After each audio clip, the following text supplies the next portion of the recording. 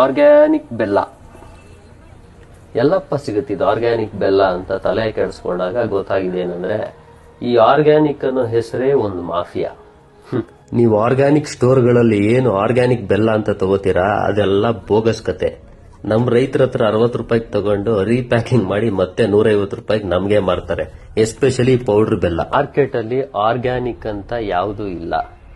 Chemical fertilisers ಇಲ್ಲದೆ ಕಬ್ಬನ್ನ ಬೆಳೆಯಕ್ಕೆ ಸಾಧ್ಯನೇ ಇಲ್ಲ. ಹಂಗ್ ಬೆಳೆಯಂಗಿದ್ರೆ ಟೋಟಲ್ ಆಗಿ ಅವ್ರದ್ದೊಂದು 5 ಎಕರೆ ಜಮೀನಲ್ಲಿ ಕಬ್ಬು ಬೆಳೆದ್ರೆ 5 ಎಕರೆಗೂ ಕಾಂಕ್ರೀಟ್ ಅಲ್ಲಿ ಕಾಂಪೌಂಡ್ ಹಾಕ್ಬೇಕು. ಇಲ್ಲ ಅಂದ್ರೆ ಮಳೆ ನೀರಲ್ಲಿ ಪಕ್ಕ ಜಮೀನನ್ನು ಹಾಕಿರೋ ಫರ್ಟಿಲೈಸರ್ಸ್ ಇವ್ರ ಜಮೀನ್ಗೂ ಬಂದೇ ಬರುತ್ತೆ.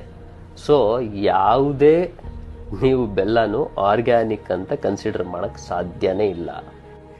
ಕೆಲವ್ರು ಕೇಳ್ತೀರಾ ಕಪ್ಪು ಕಲರ್ ಇದೆಯಲ್ಲ ಬೆಲ್ಲ ಅದನ್ನ ಆರ್ಗ್ಯಾನಿಕ್ ಅಂತಾರೆ ಅಂತ. ಕಪ್ಪು ಕಲರ್ ಇರೋದೇನಂದ್ರೆ ಈ ತರ ಕಬ್ಬನ್ನ ಕಾಯಿಸುವಾಗ ಆ ಗಲೀಜನ್ನ ತೆಗ್ದಿಲ್ಲ ಅಂತ ಅರ್ಥ.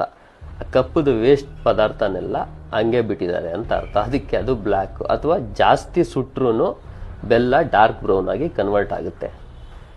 ಆರ್ಗ್ಯಾನಿಕ್ ಅನ್ನೋದು ಕಾಸ್ಟ್ಲಿ ಪ್ರೈಸ್ ಕೊಟ್ಟು ತಗೊಳ್ಳೋದು ಇದನ್ನೆಲ್ಲ ಬಿಟ್ಬಿಡಿ. ನಾರ್ಮಲ್ ಬೆಲ್ಲ ನಮ್ಮ ರೈತರ ಹತ್ರ ತಗೊಳ್ಳಿ. ಆಮೇಲೆ ಜಾಸ್ತಿ ಬೆಲ್ಲ ತಿನ್ನೋದ್ರಿಂದ ಶುಗರ್ ಜಾಸ್ತಿ ಆಗುತ್ತೆ. ಶುಗರ್ ಇರೋರು ಬೆಲ್ಲ ತಿನ್ಬೋದು ಅಂತ ಏನಿಲ್ಲ. ಬಟ್ ಇದರಲ್ಲಿ ಮೆಗ್ನೀಷಿಯಮು ಮಿನರಲ್ಸ್ ಇರೋದ್ರಿಂದ ಸಕ್ಕರೆ ಬದಲು ಬೆಲ್ಲನ ಲಿಮಿಟ್ ಆಗಿ ಯೂಸ್ ಮಾಡಿದ್ರೆ ಒಳ್ಳೇದು.